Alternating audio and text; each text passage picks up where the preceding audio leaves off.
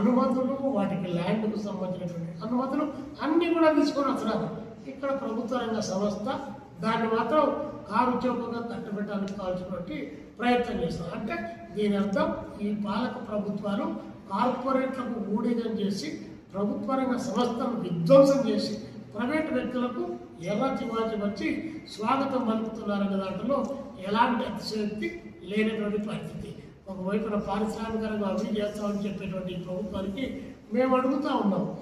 విజయనగరంలో ఉన్నటువంటి 20 fellow erase కంపెనీలు మూతపడిపోయాయి. వేలాది మంది కార్మిక వర్గం బజార్న పడినటువంటిది.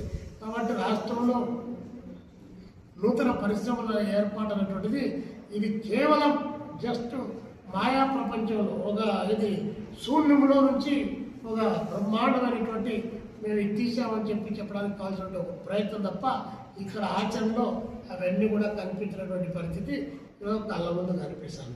కాబట్టి పారిశ్రామిక రంగ అభివృద్ధి కుట్టుబడుతుంది. పోనీ ఇంకొకటి ఇప్పుడే చెప్పారు కామ్రేడ్ రామానాయుడు గారు, జాతీయ గ్రామీణ ఉపాధి హామీ పథకం, మహాత్మా గాంధీ జాతీయ గ్రామీణ ఉపాధి హామీ పథకం.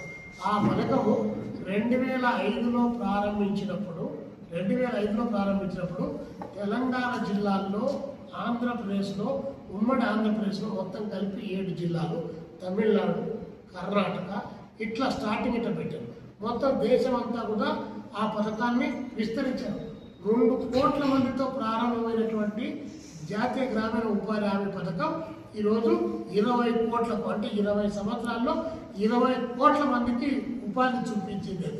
అలాంటి జాతీయ గ్రామీణ ఉపాధి హామీ పథకానికి ఇప్పుడు నరేంద్ర మోడీ గారు వచ్చిన తర్వాత నిన్న పార్లమెంట్లో చట్టం చేస్తూ ఆ పథకానికి మహాత్మా గాంధీ పేరు తీసేసి విబిజీ రామ్జీ అనేటువంటి పథకాన్ని ప్రవేశించాడు.